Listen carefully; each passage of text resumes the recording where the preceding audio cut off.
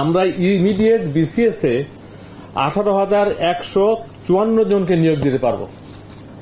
I repeat, 18,154 জন। ব্রেকআপটা আমি পরে বলছি, ব্রেকআপটা দেখলে আপনি বুঝবেন সর্বশেষ। এবং এটার একটা ব্রেকআপ আমরা করে এনেছি ব্যাচ ওয়াইজ।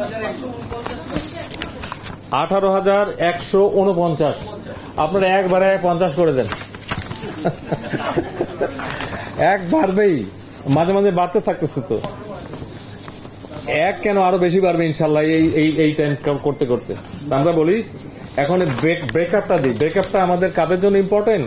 যারা পরীক্ষার্থী, যারা চাকরি প্রত্যাশী, যারা চাকরির জন্য অলরেডি ইন্টারভিউ দিয়েছেন এবং দিবেন, যেটা অলরেডি 1 জানুয়ারি 2025 যোগদান করার কথা, তাদের ব্যাপারে সর্বশেষ এনএসআই এবং ডিজিএফআই এর মাধ্যমে একটা অধিকতর যাচাই চলছে এবং এদের যাচাইটা আমরা এই মাসের মধ্যেই চেয়েছি। যদি সামনের 15 দিনও লাগে তাহলে আমাদের যে ডেট 1 জানুয়ারিতে আমাদের এই 43তম ব্যাচের কর্মকর্তারা সরাসরি বিসিএস এ জয়েন করতে পারবেন বিভিন্ন ক্যাডারে।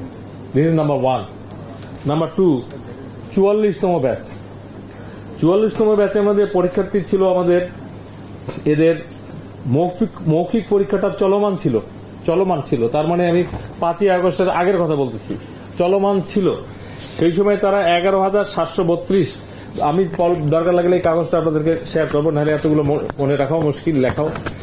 11,732 এর মধ্যে 3,930 জনের মৌখিক পরীক্ষা হয়েছে। সরকার যারা সিদ্ধান্ত নিয়েছে, আমাদের নতুন পাবলিক সার্ভিস কমিশন ফরমেশন হয়েছে, এটা অলরেডি 8 জন সদস্য, আমি একজন চেয়ারম্যান আমাদেরকে সরকার দিয়েছে। তো এই বিসিএস এর লিখিত পরীক্ষার এখন যেটা সিদ্ধান্ত হয়েছে, যে কয়জনের হয়েছে এটা আমরা সুপারসিড করে সকলকেই নতুন করে ভাইবা নেওয়া হবে। অতএব এই আমাদের 44তম বিসিএস এ 11,732 জন প্রার্থীর পরীক্ষা নতুন করে নেওয়া হবে। এবং আপনারা জানেন viva board is a very sensitive.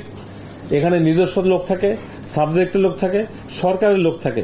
এই জায়গায় একটা নার্ভ কাজ করে এবং এই যে 5ই আগস্ট অথবা 8ই আগস্টের পরিবর্তিত সরকারের পরিপ্রেক্ষিতে যে সরকার গঠিত হয়েছে, সেই সরকারের পালসের আলোকে এই কমিটিগুলি কাজ করবে। এটা হলো 44। 45 বিসিএস এর প্রিলিমিনারি পরীক্ষা হয়েছে। প্রিলিমিনারি কতজন? 12,789 জনকে নেওয়া হয়েছে। এখন যারা সিদ্ধান্ত হয়েছে, এদের লিখিত পরীক্ষার খাতা, যেটাকে বলে স্ক্রিপ্ট, দেখা চলছে। এখানে সরকার সিদ্ধান্ত নিয়েছে এই যে লিখিত পরীক্ষা first examiner, second examiner, what ever it is, এখন থার্ড এক্সামিনার দিয়ে সবগুলো করা হবে। এবং থার্ড এক্সামিনার যারা দেখবেন, এবং আমি সরকারের পলিসিতে তারাই এক্সামিনার হয়, সেই থার্ড এক্সামিনার যে খাতা দেখবেন সেই নাম্বারের ভিত্তিতে তাদের বাকি কার্যক্রম শুরু হবে। তাহলে এটা গেল আমাদের, এদের সংখ্যা আপনার পেলেন 12,779। এই জন্য একবার আমি টোটালটা যোগ দিয়েছি সিলেকশন হওয়ার পরে যেটা হবে। 46তম বিসিএস এ আমাদের এরা পরীক্ষার্থী ছিল, মানে সিলেকশন হয়ে আসছিল 10,638 লিখিত পরীক্ষার মাধ্যমে আসছিল।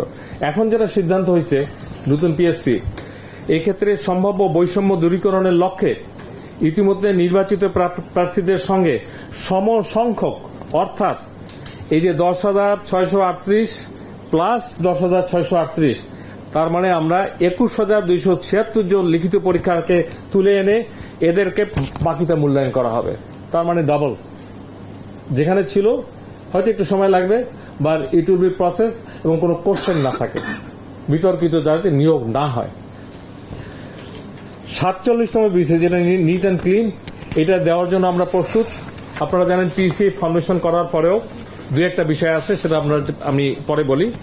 এখানে 3,487টি পদের বিজ্ঞপ্তি জারির পর্যায়ে। এটা আমরা পিএসসি ফার্স্ট বিজ্ঞপ্তিটা দিলেই এই বিজ্ঞপ্তিটা দিবে 3,487 জন।